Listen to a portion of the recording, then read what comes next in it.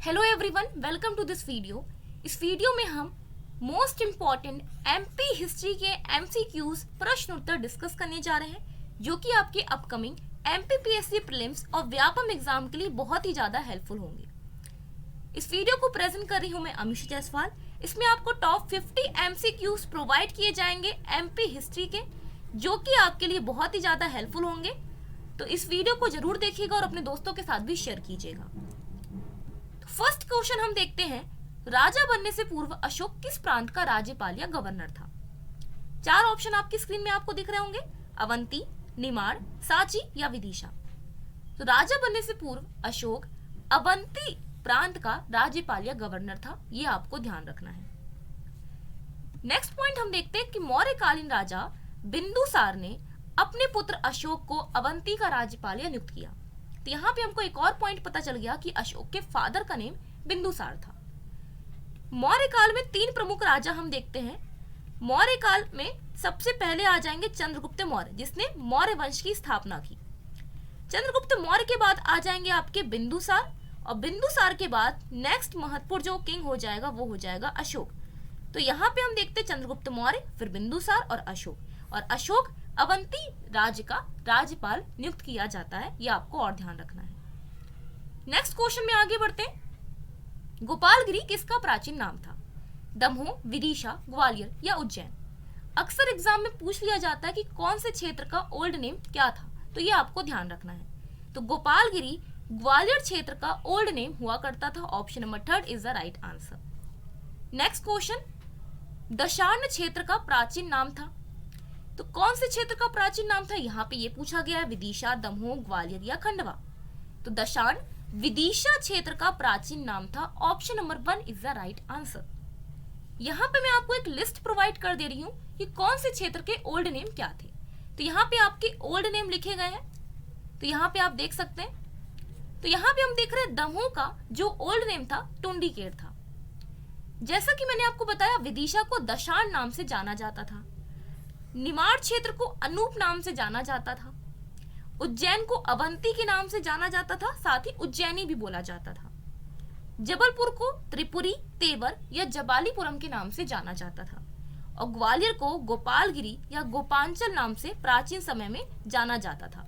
तो यहाँ पे मैंने आपको सभी महत्वपूर्ण क्षेत्रों के ओल्ड नेम बता दिए हैं। टुंडीकेर दमोह का नाम है, दशार्ण विदिशा, अनूप निमाड़, अवंती उज्जैन, त्रिपुरी तेवर जबलपुर और गोपालगिरी या गोपांचल ग्वालियर क्षेत्र का नेम हो जाएगा। तो ये लिस्ट बिल्कुल ध्यान रखना, इसमें से कुछ भी एग्जाम में पूछा जा सकता है, इंपॉर्टेंट पॉइंट है। नेक्स्ट क्वेश्चन में आगे बढ़ते हैं। रूपनाथ और गुर्जरा नामक स्थित लघु शिलालेख रॉक इंस्क्रिप्शन किस शासक से रिलेटेड हो जाएंगे? कनिष्क, बिंदुसार, पुष्यमित्र शुंग या अशोक। तो रूपनाथ और गुर्जरा नामक जो रॉक इंस्क्रिप्शन है अशोक से संबंधित हो जाएंगे। Option number 4 is the right answer, ध्यान रखिएगा। अब नेक्स्ट क्वेश्चन इसी से बन सकता है कि मौर्यकालीन रूपनाथ शिलालेख मध्य प्रदेश में कहाँ है? उज्जैन में है, जबलपुर में है, दतिया में है, विदिशा में है। तो रूपनाथ रॉक इंस्क्रिप्शन हमें मध्य प्रदेश में जबलपुर में देखने को मिलेगा। Option number 2 is the right answer. Next question, मौर्यकालीन गुर्जरा शिलालेख मध्य प्रदेश में कहाँ है? उज्जैन, जबलपुर, दतिया या विदिशा। तो मौर्यकालीन गुर्जरा शिलालेख आपको दतिया में देखने को मिलेगा। Option number 3 is the right answer. तो यहाँ पे हमको तीन प्रमुख पॉइंट पता चले कि जबलपुर में रूपनाथ रॉक इंस्क्रिप्शन में, दतिया है तो वहां पे हमको गुर्जरा रॉक इंस्क्रिप्शन देखने को मिलेगा, और ये दोनों रॉक इंस्क्रिप्शन मौर्यकालीन राजा अशोक से संबंधित हैं। जबलपुर में रूपनाथ और दतिया में गुर्जरा नामक रॉक इंस्क्रिप्शन मौर्यकालीन राजा अशोक से संबंधित होंगे। और पहले मैंने आपको ऑलरेडी बता दिया कि अशोक अवंती प्रांत का राज्यपाल नियुक्त किया जाता है। तो ये सारे फैक्ट याद रखिएगा, एग्जाम में कुछ भी इनमें से पूछा जा सकता है। नेक्स्ट क्वेश्चन, शुंग वंश का संस्थापक कौन था? अक्सर एग्जाम में पूछ लिया जाता है कि कौन सी डायनेस्टी का संस्थापक फाउंडर कौन है, तो ये भी हमें पता होना चाहिए। यहाँ पे ऑप्शन है भागभद्र, पुष्यमित्र शुंग, देवभूति या देवदत्त। तो शुंग वंश का फाउंडर या संस्थापक पुष्यमित्र शुंग हो जाएगा। Option number 2 is the right answer. Maurya काल के बाद हमें शुंग काल देखने को मिलता है। शुंग डायनेस्टी की स्थापना पुष्यमित्र शुंग ने की, तो ये पॉइंट ध्यान रखिएगा। अब इसी में नेक्स्ट इंपॉर्टेंट क्वेश्चन बन सकता है कि यूनानी राजदूत हेलिडोरस किस शासक के शासनकाल में भारत आया था?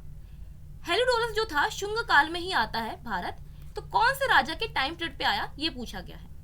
भागवत, पुष्यमित्र शुंग, देवभूति और देवदत्त। जब एग्जाम में ये क्वेश्चन पूछा जाता है तो अक्सर लोग पुष्यमित्र शुंग में टिक करके आ जाते हैं, लेकिन राइट आंसर है कि हेलिडोरस जो है भागभद्र के टाइम पीरियड पे आता है, जो कि एक शुंग राजा था। इसको हम भागवत के नाम से भी जानते हैं, तो अगर एग्जाम में भागवत ऑप्शन में हो तो कंफ्यूज मत होइएगा। भागभद्र या भागवत के टाइम पीरियड पे इंडो ग्रीक राजदूत, यूनानी मतलब इंडो ग्रीक या हिंद यूनानी भी लिखा रहता है, तो हेलिडोरस आता है। अब इसी में एक और क्वेश्चन बन जाएगा कि हेलिडोरस विदिशा के समीप बेस नगर में कौन सा स्तंभ बनवाएगा।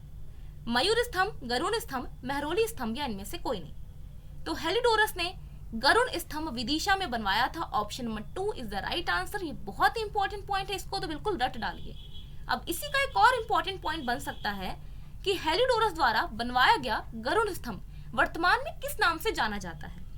खान बाबा, खाम बाबा, भरूत या इनमें से कोई नहीं। तो गरुड़ स्तंभ को खाम बाबा के नाम से जाना जाता है। मोस्ट इंपॉर्टेंट पॉइंट गाइस, बिल्कुल एग्जाम में ये पूछा जाता है और लोग खान बाबा में टिक कर देते। खान नहीं है, खाम है। खाम बाबा के नाम से गरुड़ स्तंभ को जाना जाता है और ये भागवत धर्म से संबंधित होगा। धर्म पूछा जाए कि कौन से धर्म से संबंधित है गरुड़ स्तंभ, तो भागवत धर्म से संबंधित होगा। तो यहाँ पे हमने जाना शुंग वंश का फाउंडर जो होगा, संस्थापक जो होगा, पुष्यमित्र शुंग हो जाएगा। शुंग वंश के 8वें शासक भागभद्र के शासनकाल में हिंद यूनानी इंडो ग्रीक मतलब राजदूत जो है हेलिडोरस विदिशा आया और उसने विदिशा के समीप बेस नगर में प्रसिद्ध गरुड़ स्तंभ का निर्माण करवाया, जिसे वर्तमान में खाम बाबा के नाम से जाना जाता है। ये सारे फैक्ट आपके लिए मोस्ट इंपॉर्टेंट हैं, तो इन सारे फैक्ट को याद रखिएगा। इनमें से कुछ भी एग्जाम में पूछा जा सकता है। नेक्स्ट क्वेश्चन, विदिशा के शासक कर्ण को किस सातवाहन शासक ने पराजित किया। शातकर्णी प्रथम, गौतमी पुत्र शातकर्णी, शिमुक या यज्ञऋषि शातकर्णी। तो विदिशा के शासक कर्ण को शिमुक नाम का सातवाहन शासक पराजित करता है। यहाँ पे हम देखते हैं कि विदिशा के शासक कर्ण का जो नाम था सुशर्मा था, तो सुशर्मा की हत्या करके शिमुक जो होगा सातवाहन वंश की स्थापना करेगा। दोनों के नाम ऐसे आते हैं, लोग अक्सर कंफ्यूज हो जाते हैं कि किसने किसकी हत्या की। तो सुशर्मा की हत्या शिमुक ने की और सातवाहन वंश की स्थापना की। तो ये पॉइंट ध्यान रखना, सुशर्मा की हत्या शिमुक ने करी और सातवाहन वंश की स्थापना की। ये अक्सर एग्जाम में पूछ लिया जाता है, जो कि एक कर्ण शासक था, ये ध्यान रखना। नेक्स्ट पॉइंट, सातवाहन शासक यज्ञऋषि शातकर्णी के सिक्के मध्य प्रदेश में किस स्थान से प्राप्त हुए हैं। कॉइन से रिलेटेड क्वेश्चन बहुत इंपॉर्टेंट होता है। एक क्वेश्चन तो इससे बन ही सकता है कि कौन से राजा के सिक्के कहाँ से मिले हैं, तो ये भी हमें बहुत अच्छे से पता होना चाहिए। तो यहाँ पे आपको बताना है यज्ञऋषि शातकर्णी के सिक्के कहाँ से मिले हैं। विदिशा, होशंगाबाद, उज्जैन या अनूप। तो यज्ञऋषि शातकर्णी के सिक्के, इसमें राइट आंसर हो जाएगा विदिशा से मिले हैं। Option number 1 is the right answer. Next question, Satavahana शासकों द्वारा जारी की गई शीशे के सिक्के लेड के कॉइन किस क्षेत्र से प्राप्त हुए हैं।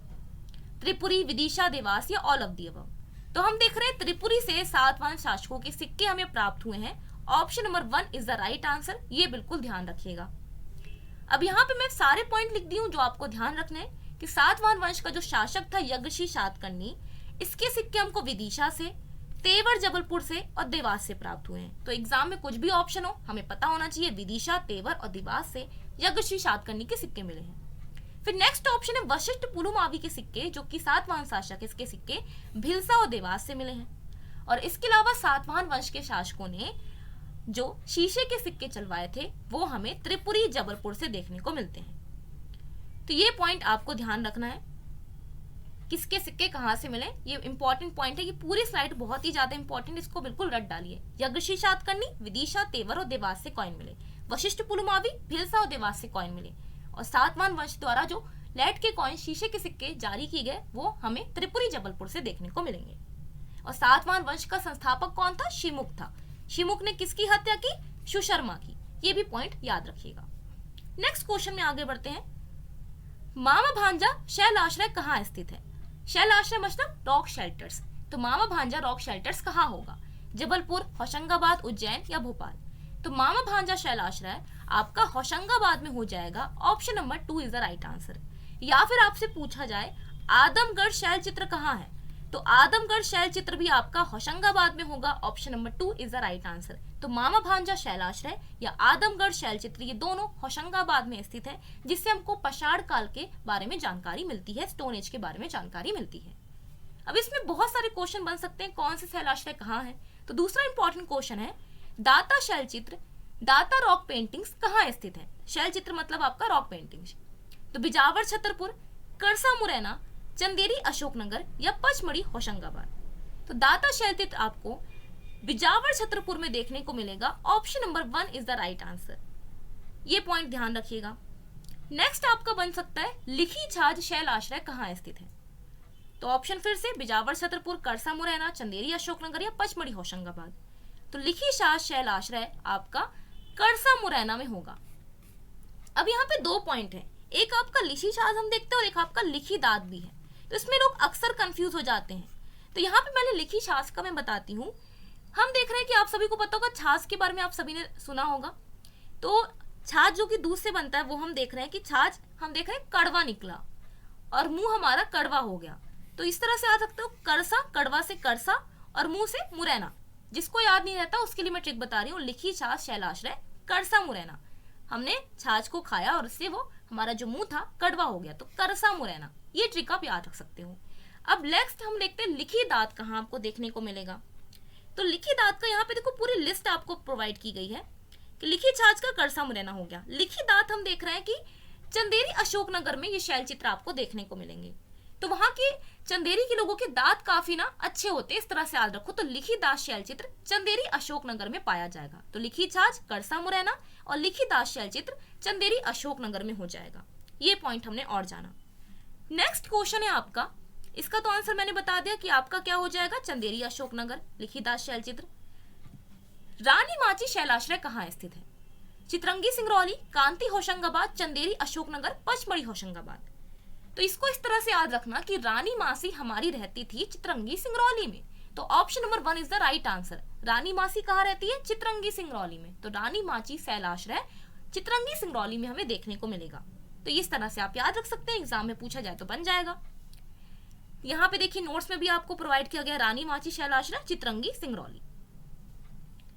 नेक्स्ट पॉइंट में आगे बढ़ते हैं हम।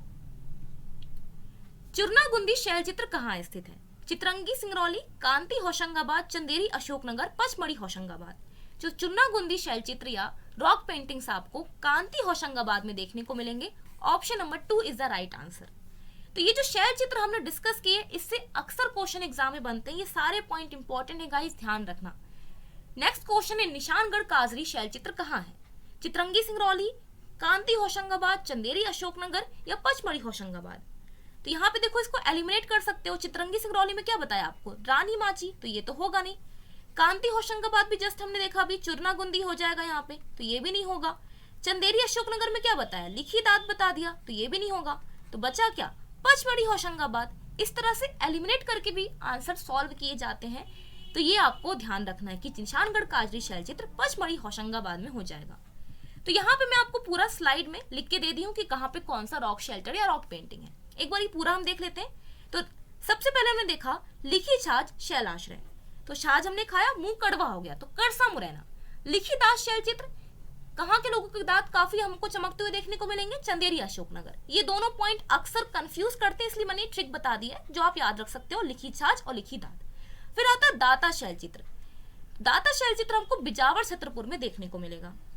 चूरनागुंदी शैलाश्रय रॉक शेल्टर्स कांति होशंगाबाद में पाया जाएगा। निशानगढ़ काजरी शैलचित्र या वेलखंडार शैलचित्र, ये दोनों आपके पचमढ़ी होशंगाबाद में है। ऑप्शन नंबर, अगर आपसे पूछा जाए कि होशंगाबाद अगर लिखा हो तो होशंगाबाद भी सही होगा, अगर पचमढ़ी ना लिखा हो तो, ठीक है, कंफ्यूज मत होना। हर्रापाल शैलचित्र बोरी होशंगाबाद में होगा। बोरी का एक और फैक्ट मैं बताने चाह रही हूँ कि बोरी नाम का जो फॉरेस्ट आपको होशंगाबाद में देखने को मिलेगा, इंडिया का सबसे ओल्डेस्ट फॉरेस्ट है। ध्यान रखना, बोरी नाम की जो जगह है आपको होशंगाबाद में देखने को मिलती है। भारत के सबसे पुराने जंगल आपको बोरी फॉरेस्ट में देखने को मिलेंगे होशंगाबाद में। तो ये एक और इम्पोर्टेंट फैक्ट है जो आपको याद रखना है। और हर्रापाल शैलचित्र आपको बोरी होशंगाबाद में देखने को मिलेगा। इसके बाद हम देखते हैं झिंझरी शैलाश्रय कटनी में होगा। और रानी मासी कहाँ रहती है, चित्रंगी सिंगरौली में। तो रानी माची शैलाश्रय चित्रंगी सिंगरौली में हो जाएगा। तो ये पूरे जो इंपॉर्टेंट फैक्ट हैं ये आपको ध्यान रखने, इसमें से कोई भी एक क्वेश्चन आपसे पूछा जा सकता है। नेक्स्ट पॉइंट में आगे बढ़ते हैं। हिंद यूनानी शासक मियांडर के सिक्के मध्य प्रदेश के किस स्थान से प्राप्त हुए हैं? जबलपुर, बालाघाट, छिंदवाड़ा या सागर? तो इंडो ग्रीक किंग मियांडर के सिक्के हमको बालाघाट से मिलते हैं। Option number 2 is the right answer. ये भी इंपॉर्टेंट फैक्ट है, इसको ध्यान रखिएगा। इसके अलावा मियांडर से जुड़ी एक इंपॉर्टेंट बुक हमको देखने को मिलती है जो कि बुद्धिज्म से रिलेटेड है, बौद्ध धर्म से रिलेटेड है। उसका नाम हो जाएगा मिलिंद पन्नो। तो ये भी एग्जाम में पूछ लिया जाता है कि मिलिंद पन्नो कौन से राजा से रिलेटेड बुक है? तो मियांडर इंडो ग्रीक राजा से रिलेटेड मिलिंद पन्नो बुक हो जाएगी, जो कि बुद्धिज्म के बारे में जानकारी देती है, बौद्ध धर्म के बारे में जानकारी देती है। नेक्स्ट क्वेश्चन के बारे में देखते हैं हम। किसमें अशोक का नाम अशोक देव नाम प्रियदर्शी नाम उल्लेखित है? तो अशोक का नाम किसमें हमें देखने को मिलता है? गुर्जरा शिलालेख, रूपनाथ शिलालेख, रुद्रदमन अभिलेख या इनमें से कोई नहीं? तो यहाँ पे राइट आंसर हो जाएगा गुर्जरा शिलालेख में अशोक का नाम अशोक देव नाम प्रियदर्शी हमें देखने को मिलता है।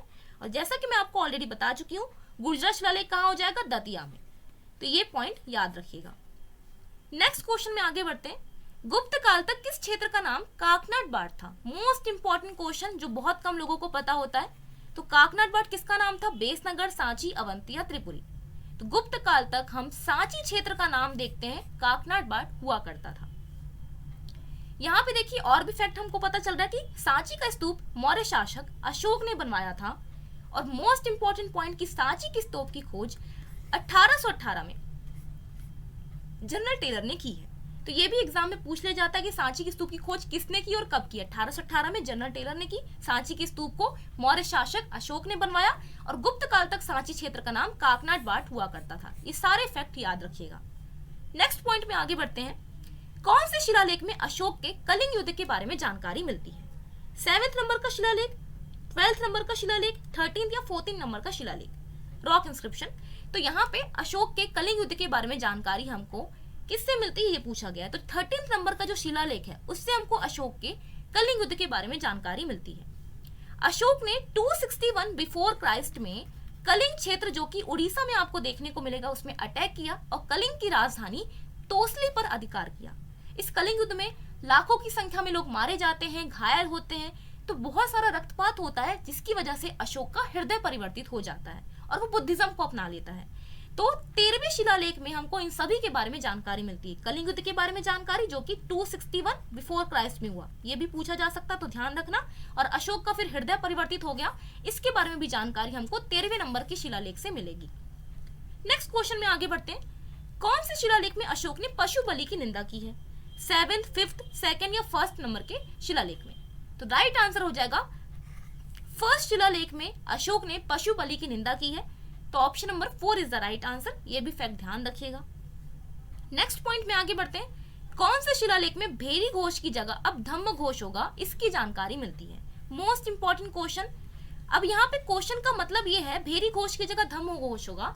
आप सभी को पता है कि जब भी युद्ध वगैरह होता है तो उसके पहले भेरी घोष होता है। आपने अगर कोई किंग वाली मूवी देखी हो, बाहुबली मूवी देखी होगी आपने, तो जब भी युद्ध होने वाला होता है तो उसमें हम देखते हैं कि आपका भेरी घोष की जाती है और उसके बाद जब युद्ध समाप्त होता है तब भी भेरी घोष होता है। तो अशोक किसमें बोल रहा है कि अब भेरी घोष नहीं होगा, धम्म घोष होगा, मतलब शांति की नीति अपनाई जाएगी। तो ये क्वेश्चन आपसे पूछ रहा है 7वें नंबर के शिलालेख में, 12वें नंबर के शिलालेख में, 4th या 6th? तो भेरी घोष की जगह अब धम्म घोष होगा, अशोक ने 4th नंबर के शिलालेख में कहा है। ये पॉइंट याद रखना। तो यहाँ पे मैंने आपको 3 इंपॉर्टेंट शिलालेख के बारे में बताया। 13th नंबर के शिलालेख में आपको कलिंग युद्ध के बारे में जानकारी मिलती है।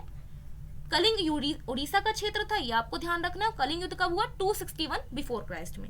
1st नंबर के शिलालेख में पशु बलि की निंदा की है कि पशु बलि नहीं चढ़ाना चाहिए, तो ये हो जाएगा पॉइंट। और इसके अलावा 4th नंबर के शिलालेख में अशोक ने भेरी घोष की जगह अब धम्म घोष होगा, इसके बारे में बोला है। तो ये पॉइंट पूरे जो है ध्यान रखिएगा, अशोक से जुड़े हुए क्वेश्चन एग्जाम में पूछे जाते हैं, तो ये सारे पॉइंट काफी इंपॉर्टेंट है। नेक्स्ट क्वेश्चन में आगे बढ़ते हैं। इनमें से किस क्षेत्र में नर्मदा मानव एवं विलुप्त हाथी के जीवाश्म प्राप्त हुए हैं? अगर एग्जाम में लिखा हो मानव खोपड़ी तो कंफ्यूज मत होना, मानव खोपड़ी या फिर नर्मदा मानव एक ही हो जाएगा। और हाथी के जीवाश्म कहाँ से मिले? तो भीमबेटका, हथनौरा, नवदा टोली या आवरा? तो मानव की खोपड़ी और विलुप्त हाथी के फॉसिल हमें हथनौरा से मिलते हैं। Option number 2 is the right answer. 5 सितंबर 1982 को मध्य प्रदेश के सीहोर जिले में हथनौरा में हमको नर्मदा मानव या मानव की खोपड़ी मिली और विलुप्त हाथी के फॉसिल मिले, और वो हाथी कौन सा था? स्टेगाडॉन प्रजाति का। तो ये हो जाएगा आपका पूरा फैक्ट। नेक्स्ट क्वेश्चन में आगे बढ़ते हैं। चेदी महाजनपद की राजधानी क्या थी? तो एशियन हिस्ट्री में हम 16 महाजनपद देखते हैं, जिसमें से आपसे एग्जाम में पूछा जा सकता है इनकी कैपिटल्स क्या हैं। तो यहाँ पे पूछा गया चेदी महाजनपद की राजधानी क्या थी? शुक्तिमती, महिष्मती, कर्णावती या बेसनगर? तो शुक्तिमती चेदी महाजनपद की कैपिटल हो जाएगी। नेक्स्ट क्वेश्चन, दक्षिणी अवंती की राजधानी क्या थी? उज्जैनी, बेसनगर, महिष्मती या त्रिपुरी? दक्षिणी अवंती की राजधानी महिष्मती थी। Option number 3 is the right answer. और महिष्मती ये नगर किसने बसाया? तो है राजा महिष्मत ने महिष्मती नगर को बसाया था। तो ये भी पॉइंट ध्यान रखिएगा, है राजा महिष्मत ने महिष्मती नगर को बसाया, ये पॉइंट इंपॉर्टेंट है। तो यहाँ पे नेक्स्ट क्वेश्चन, अवंती में प्रसिद्ध नगर कौन से थे? कुरघर, सुदर्शनपुर, दशान या 1 और 2? तो यहाँ पे कुरघर और सुदर्शनपुर ये दोनों क्षेत्र अवंती में 2 फेमस सिटीज थे। ऑप्शन नंबर 4 में हम टिक कर देंगे 1 और 2 बोथ। तो यहाँ पे सारे फैक्ट हम देख लेते हैं। 16 महाजनपद में 2 महाजनपद मध्य प्रदेश में थे, जिनके नाम चेदी और अवंती हैं। जैसा कि मैंने आपको बताया, चेदी महाजनपद की राजधानी शुक्तिमती थी, और जो अवंती महाजनपद था उसको 2 पार्ट्स में डिवाइड किया गया था। एक तो आपका हो जाएगा नदन अवंती और दूसरा हो जाएगा सदन अवंती। तो उत्तरी अवंती का कैपिटल क्या हो जाएगा? उज्जैनी, और दक्षिणी अवंती का कैपिटल हो जाएगा महिष्मती। और अवंती में 2 फेमस सिटीज थी, कुरघर और सुदर्शनपुर। कहीं कहीं पे कुरघर का नाम कुररघर भी लिखा रहता है, तो कंफ्यूज मत होइएगा, ठीक है। कुरघर या कुररघर और सुदर्शनपुर अवंती में 2 फेमस सिटीज थे। और मध्य प्रदेश में 2 प्रमुख महाजनपद थे, चेदी और अवंती। ये 2 इंपॉर्टेंट फैक्ट याद रखना। नेक्स्ट क्वेश्चन में आगे बढ़ते हैं। तुमैन का स्तूप कहाँ स्थित है? खरगोन, विदिशा, गुना या दमोह? तो तुमैन का स्तूप गुना में होगा, जो कि एक मौर्यकालीन स्तूप है, ये ध्यान रखिएगा। तो यहाँ पे मौर्यकालीन स्तूप का पूरा डिटेल दिया गया है। सांची का स्तूप मैंने ऑलरेडी बता दिया, इसलिए यहाँ पे नहीं लिखा। सांची का स्तूप राजा अशोक ने बनवाया था। 1818 में जनरल टेलर ने सांची के स्तूप की खोज की। इसके अलावा जो अदर स्तूप है, जो बहुत कम लोगों को पता होता है, यहाँ पे देखिएगा। तो तुमैन स्तूप गुना में हो जाएगा, पनगुरानिया स्तूप सीहोर में हो जाएगा, देवकुठार स्तूप रीवा में हो जाएगा, और कसरावद स्तूप खरगोन में हो जाएगा। ये सारे स्तूप बहुत ही ज्यादा इंपॉर्टेंट है, अक्सर एग्जाम में पूछ ली जाते हैं और बहुत कम लोगों को पता होता है। सांची का स्तूप सबको पता है, रायसेन में होगा सांची का स्तूप, ठीक है। तुमैन का स्तूप गुना, पनगुरानिया स्तूप सीहोर, देवकुठार स्तूप रीवा और कसरावद स्तूप खरगोन। ये पॉइंट याद रखना। नेक्स्ट क्वेश्चन में आगे बढ़ते हैं। मध्य प्रदेश में सर्वप्रथम ताम्रयुग कॉपर एज के बारे में जानकारी के साक्ष्य हमें कहां से मिलते हैं? भीमबेटका, हथनौरा, नवदा टोली या आवरा? तो मध्य प्रदेश में सबसे पहले हमको ताम्रयुग या कॉपर एज के बारे में जानकारी नवदा टोली से मिलती है। Option number 3 is the right answer. तो कॉपर एज के बारे में जानकारी हमको और भी क्षेत्रों से मिलती है। नवदा टोली तो हो गया, इसके अलावा आवरा जो कि मंदसौर के पास होगा, एरन, सागर और कायथा, उज्जैन, इन सभी क्षेत्रों से हमको कॉपर एज के बारे में जानकारी एमपी से मिलेगी। ये फैक्ट याद रखिएगा। एडन से हमको सती प्रथा के भी साक्ष्य मिलते हैं, तो ये भी एक इंपॉर्टेंट फैक्ट है कि एडन से सती प्रथा के साक्ष्य मिलते हैं, जो कि गुप्तकालीन है। लेकिन कॉपर एज के बारे में जानकारी भी हमको एडन से मिलती है। आवरा मंदसौर से हमको कॉपर एज के बारे में पता तो चल रहा है, लेकिन इसके साथ साथ रोमन सभ्यता के बारे में भी हमको आवरा मंदसौर से पता चलता है।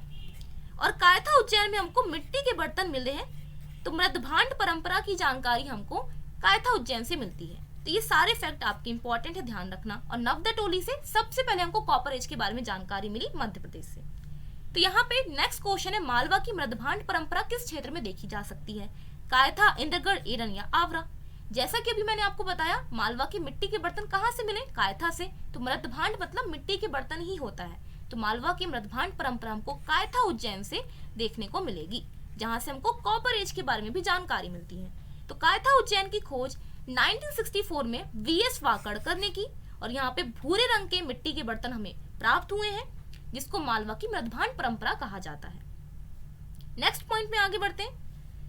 शक वंश के शासकों के सिक्के कहां से प्राप्त हुए? सांची, शिवपुरी, बेसनगर या उपरोक्त सभी? तो शक वंश के शासकों के सिक्के हमें इन सभी क्षेत्रों से प्राप्त होते हैं, उपरोक्त सभी इज द राइट आंसर। अब जो शक शासक थे वो मध्य एशिया से, मिडिल एशिया से आए थे इंडिया चारागाह की खोज करते हुए। अब इनके जो हम देख रहे हैं कॉइन्स हमें देखने को मिलते हैं शिवपुरी, सांची, शिवनी और बेसनगर। अब इसको आप किस तरह से याद रख सकते हो? बस करके ट्रिक है, याद रख सकते हो। शक करना, बस करो। अब बी से क्या हो जाएगा? बेसनगर, एस से क्या हो जाएगा आपका शिवपुरी, फिर एक और एस से हो जाएगा सांची, और फिर लास्ट एस से हो जाएगा आपका शिवनी। तो शक करना बस करो। तो बस से बेसनगर, शिवपुरी, सांची और शिवनी से हमको शक वंश के शासकों के सिक्के मिले हैं। अभी तो यहाँ पे उपरोक्त सभी वाला ऑप्शन था, लेकिन हो सकता है एग्जाम में कुछ और ऑप्शन हो सकता है ऑप्शन में लिखा हो सांची, तेवर, आपका ग्वालियर, और फिर लिखा हो ऑल ऑफ दी अबव। तब आप क्या ऑल ऑफ दी अबव में तो टिक करोगे नहीं, तो आपको बस करके ट्रिक याद रखना है कि शक वंश के शासकों के सिक्के बस क्षेत्र से मिल रहे हैं, तो सांची में आप टिक करके आ जाओगे। ओके, तो इस तरह से इसको याद रखना। नेक्स्ट पॉइंट में आगे बढ़ते हैं। वकाटक राजवंश का संबंध मध्य प्रदेश के किस भाग से है? विंध्य प्रदेश, बुंदेलखंड, बघेलखंड या मालवा? तो वकाटक राजवंश के बारे में जानकारी हमको बुंदेलखंड से मिलती है। Option number 2 is the right answer. अब इसी में एक और क्वेश्चन बन सकता है कि इसका फाउंडर कौन है, तो संस्थापक कौन हो जाएगा? ईश्वर सेन, विंध्य शक्ति, प्रवर सेन या नरेंद्र सेन? तो वकाटक राजवंश का फाउंडर हो जाएगा विंध्य शक्ति। Option number 2 is the right answer. अब इसी में एक और क्वेश्चन बन सकता है कि इनमें से किस वकाटक राजा ने अश्वमेध यज्ञ करवाया था? रुद्रसेन फर्स्ट, रुद्रसेन सेकंड, प्रवर सेन फर्स्ट या प्रवर सेन सेकंड? तो यहाँ पे हम देखते हैं अश्वमेध यज्ञ करवाता है प्रवर सेन फर्स्ट। तो यहाँ पे सारे फैक्ट यहाँ पे लिख दी गए। वकाटक राजवंश का मूल स्थान बुंदेलखंड था। पुराणों के अनुसार वकाटक राजवंश का संस्थापक या फाउंडर विंध्य शक्ति विदिशा क्षेत्र में शासन करता था। इस वंश का शासक प्रवर सेन प्रथम, जो कि अश्वमेध यज्ञ करवाता है और इसके बाद अपने राज्य का विस्तार बुंदेलखंड से लेकर हैदराबाद तक करता है। तो बुंदेलखंड से हैदराबाद तक साम्राज्य विस्तार किसने किया? प्रवर सेन प्रथम ने। ये भी आपको ध्यान रखना है। तो ये सारे फैक्ट इंपॉर्टेंट हो जाएंगे वकाटक डायनेस्टी के। बुंदेलखंड वाला पॉइंट तो बिल्कुल याद रखना कि वकाटक डायनेस्टी बुंदेलखंड के क्षेत्र में आपको देखने को मिलेगी। नेक्स्ट पॉइंट में आगे बढ़ते हैं। आबिर वंश का संस्थापक कौन था? ईश्वर सेन, रुद्रसेन, प्रवर सेन या नरेंद्र सेन? जैसा कि मैंने आपको ऑलरेडी बताया, अक्सर डायनेस्टी के फाउंडर्स के नेम पूछ लिए जाते हैं, तो ये भी क्वेश्चन काफी इंपॉर्टेंट है। आबिर डायनेस्टी का फाउंडर ईश्वर सेन हो जाएगा। Option number 1 is the right answer. तो आबिर वंश की स्थापना खानदेश बुरहानपुर में हमको देखने को मिलती है और आबिर डायनेस्टी सातवाहन वंश के अधीन थी। सातवाहनों के अधीन इसकी स्थापना हुई और नासिक अभिलेख से हमें पता चलता है कि आबिर साम्राज्य का संस्थापक ईश्वर सेन था। तो कौन से अभिलेख से पता चलता है? नासिक अभिलेख से। तो ये भी आपका इंपॉर्टेंट पॉइंट है। नेक्स्ट पॉइंट, शक संवत की शुरुआत किस शासक ने की? कनिष्क, अशोक, रुद्रदमन या मेंडर? तो यहाँ पे शक वंश नहीं लिखा, शक संवत लिखा है, संवत। ठीक है, तो शक संवत की शुरुआत कनिष्क करता है। कनिष्क जो था कुषाण राजा था, कुषाण राजा हो जाएगा कनिष्क। तो ये पॉइंट ध्यान रखना। अब शक संवत की शुरुआत कब हुई ये पूछा जा सकता है। 78 बिफोर क्राइस्ट, 78 AD, 98 AD या 98 बिफोर क्राइस्ट। बिफोर क्राइस्ट मतलब ईसा पूर्व और AD का यहाँ पे ईस्वी से रिलेटेड है। ठीक है, तो शक संवत की शुरुआत 78 AD में होती है। मोस्ट इंपॉर्टेंट पॉइंट, अक्सर एग्जाम में लोगों से पूछा जाता है और लोग गलत करके आ जाते हैं। शक संवत की शुरुआत कनिष्क ने की थी जब वो गद्दी पर बैठा 78 ईस्वी में, और शक संवत का यूज भारत सरकार द्वारा तिथि गणना के लिए यूज किया जाता है। ठीक है, ये सारा पॉइंट इंपॉर्टेंट है। कुषाण नरेश कनिष्क ने शक संवत की शुरुआत की, कब की? 78 AD में, और शक संवत का यूज भारत सरकार के द्वारा तिथि गणना के लिए किया जाता है। नेक्स्ट पॉइंट, इनमें से किसे पराजित करने पर विक्रमादित्य की उपाधि धारण की जाती है? सातवाहन शासक, मौर्य शासक, शक शासक या गुप्त शासक? अब कुछ लोगों को लगता है विक्रमादित्य नेम है, बिल्कुल भी नहीं। विक्रमादित्य टाइटल है, उपाधि है। तो किसको हम हराएंगे तो ये टाइटल हमें मिलेगा। तो शक शासकों को हराने पर विक्रमादित्य का टाइटल मिलता है। नेक्स्ट क्वेश्चन है, कितने शासकों ने विक्रमादित्य की उपाधि धारण की थी? 11, 12, 13, 14? तो हम देखते हैं 14 शासकों ने विक्रमादित्य की उपाधि धारण की। तो यहाँ पे आपको बताया शक शासकों को पराजित करने पर विक्रमादित्य की उपाधि धारण की जाती है और विक्रमादित्य की उपाधि 14 शासकों ने धारण की थी। ये सारे पॉइंट आपके मोस्ट इंपॉर्टेंट है, इन्हें ध्यान रखिएगा। नेक्स्ट पॉइंट में आगे बढ़ते हैं। मध्य प्रदेश के विदिशा में स्थापित नाग वंश का संस्थापक कौन था? भीमनाथ, स्कंदनाग, बृहस्पतिनाग या वृषनाथ? तो नागों में क्या होगा? विष होगा। तो इसको इस तरह से याद रखना कि नाग वंश का संस्थापक वृषनाथ हो जाएगा। विष से याद रखो, आपका वृषनाथ नाग वंश का फाउंडर हो जाएगा। नेक्स्ट क्वेश्चन हम देखते हैं, गणपति नाग और भीमनाग के सिक्के मध्य प्रदेश के किस क्षेत्र से प्राप्त हुए हैं? खानदेश, पद्मावती, त्रिपुरा या उपरोक्त सभी? तो गणपति नाग और भीमनाग के सिक्के हमको पद्मावती क्षेत्र से प्राप्त हुए हैं। अब आपके दिमाग में हो रहा होगा कि मैम पद्मावती तो नाम था किसी का, पद्मावती हम देख रहे हैं कि ये क्षेत्र का नाम है, इसको पवाया के नाम से भी जाना जाता है। ये ग्वालियर क्षेत्र का नेम हो जाएगा गाइस, बहुत कम लोगों को पता होता है। पद्मावती पवाया ग्वालियर क्षेत्र का नेम हो जाएगा, जहां से अब गणपति नाग और भीमनाग के सिक्के मिले हैं। तो यहाँ पे हम देखते हैं विदिशा में स्थापित नागवंश का फाउंडर वृषनाथ था, जहां से नागवंश के सिक्के भी मिले हैं। तो विदिशा से भी हमको नागवंश के सिक्के मिलते हैं। एक और फैक्ट हमें पता चला कि विदिशा से भी हमको कॉइन्स मिले हैं। साथ ही साथ नागवंश का शासक भीमनाग जो है, ये विदिशा से कैपिटल पद्मावती ग्वालियर शिफ्ट करता है। ये भी आपसे एग्जाम में पूछा जा सकता है कि नागवंश के कौन से राजा ने कैपिटल शिफ्ट किया विदिशा से ग्वालियर या पद्मावती, तो भीमनाग ने किया। और नागवंश के जो अन्य शासक थे, स्कंदनाग, बृहस्पतिनाग, रविनाग, गणपतिनाग आदि के सिक्के हमको पवाया ग्वालियर या पद्मावती ग्वालियर से मिले हैं। ये सारे पॉइंट इंपॉर्टेंट हैं, इन सारे पॉइंट्स को याद रखिएगा। नेक्स्ट क्वेश्चन में आगे बढ़ते हैं अब हम। मोस्ट इंपॉर्टेंट क्वेश्चन, भारत का आइंस्टीन किसे कहा जाता है? आर्यभट्ट, नागार्जुन, नागासेन या वराहमिहिर। अब जिसने ना पढ़ा हो तो वो तो टिक करके आ जाएगा आर्यभट्ट ही होगा भारत का आइंस्टीन, ये टिक करके आ जाएंगे जिन्होंने पढ़ा नहीं है। लेकिन ऐसा बिल्कुल भी नहीं है। भारत का आइंस्टीन नागार्जुन को कहा जाता है। Option number 2 is the right answer. बहुत कम लोगों को पता होता है नागार्जुन को भारत का आइंस्टीन कहा जाता है। नेक्स्ट पॉइंट, अश्वघोष द्वारा लिखित पुस्तक का नाम क्या है? बौद्ध धर्म, बुद्ध चरित्र, महाबुद्ध या फिर उपरोक्त सभी। तो अश्वघोष एक बुद्धिस्ट मॉन्क थे जिनके द्वारा बुद्ध चरित्र बुक लिखी गई है, जिसको बौद्ध धर्म का रामायण कहा जाता है। मोस्ट इंपॉर्टेंट पॉइंट गाइस, बौद्ध धर्म का रामायण कौन सी बुक है? बुद्ध चरित्र। इसमें गौतम बुद्ध के बचपन से लेकर उनके महापरिनिर्वाण की पूरी स्टोरी हमें देखने को मिलेगी। और बुद्ध चरित्र किसने लिखी है? अश्वघोष ने लिखी है। नेक्स्ट क्वेश्चन, कनिष्क के दरबार में इनमें से कौन थे? महाचेत, चरक, अश्वघोष, उपरोक्त सभी। तो ये सभी कनिष्क के दरबार में थे। और जो मैंने आपको यहाँ पे पॉइंट बताया ना नागार्जुन का, तो नागार्जुन भी हम देख रहे हैं कि कनिष्क के ही दरबार में थे। तो नागार्जुन, अश्वघोष, चरक, महाचेत ये सभी कनिष्क के दरबार में थे। और एक और पॉइंट क्या इंपॉर्टेंट बताया कनिष्क का? कनिष्क ने शक संवत की शुरुआत की है। याद रखिएगा ये पॉइंट। कब की? 78 AD में, 78 ईस्वी में। नेक्स्ट क्वेश्चन, मध्य प्रदेश के ऐतिहासिक संदर्भ में वर्णित निषाद जाति का उल्लेख प्राचीन काल के किस काल से है? The Nishad caste mentioned in the historical context of Madhya Pradesh is from which period of Asian time? Maurya काल, गुप्त काल, ऋग्वैदिक काल या उत्तर वैदिक काल? लेटर वैदिक पीरियड हो जाएगा। उत्तर वैदिक का मतलब, ये क्वेश्चन इसलिए इंग्लिश में लिख दिया क्योंकि अगर कोई इंग्लिश मीडियम का स्टूडेंट देख रहा हो तो उसको समझने में प्रॉब्लम होगी। ये वाला क्वेश्चन थोड़ा टफ सा है, इसलिए यहाँ पे इसलिए लिख दिया गया है। तो हमको प्राचीन काल में निषाद जाति का उल्लेख लेटर वैदिक पीरियड में, उत्तर वैदिक काल में देखने को मिलेगा। ये इंपॉर्टेंट क्वेश्चन है गाइस, बहुत कम लोगों को पता होता है कि निषाद जाति के बारे में हमको कौन से काल में जानकारी मिलती है? उत्तर वैदिक काल में। नेक्स्ट क्वेश्चन, महाविभाग सूत्र पुस्तक किसके द्वारा लिखी गई है? अश्वघोष, वसुमित्र, नागार्जुन या वराहमिहिर? तो महाविभाग पुस्तक वसुमित्र के द्वारा लिखी गई है। Option number 2 is the right answer. और वसुमित्र भी कनिष्क के दरबार में थे। ठीक है, अश्वघोष भी कनिष्क के दरबार में थे, नागार्जुन भी कनिष्क के दरबार में थे, लेकिन वराहमिहिर चंद्रगुप्त द्वितीय के दरबार में थे, जो कि गुप्त राजा थे। तो ये आपका पॉइंट हो जाएगा। तो यहाँ पे हमने जितने भी इंपॉर्टेंट क्वेश्चन एमपी हिस्ट्री से जुड़े हुए हैं डिस्कस किए। ये आपका पार्ट 1 लेक्चर था। इसके बाद आगे की और सीरीज आएगी जिसमें हम और भी इंपॉर्टेंट एमसीक्यूज डिस्कस करेंगे। ये जो क्वेश्चन आपको बताए गए ये बहुत ही इंपॉर्टेंट है, एग्जाम में पूछे जा चुके हैं और पूछे जा भी सकते हैं। तो ये वीडियो आपको कैसा लगा जरूर बताइएगा। Thank you so much for watching this video. आप इसके साथ साथ मुझे अनअकैडमी में फॉलो कर सकते हैं। अनअकैडमी में आपको एमपीजी के हिस्ट्री, ज्योग्राफी, पॉलिटी मेरे द्वारा टीच किया जाता है और आप वहां मुझसे लाइव पढ़ सकते हैं। Thank you so much guys, have a great day.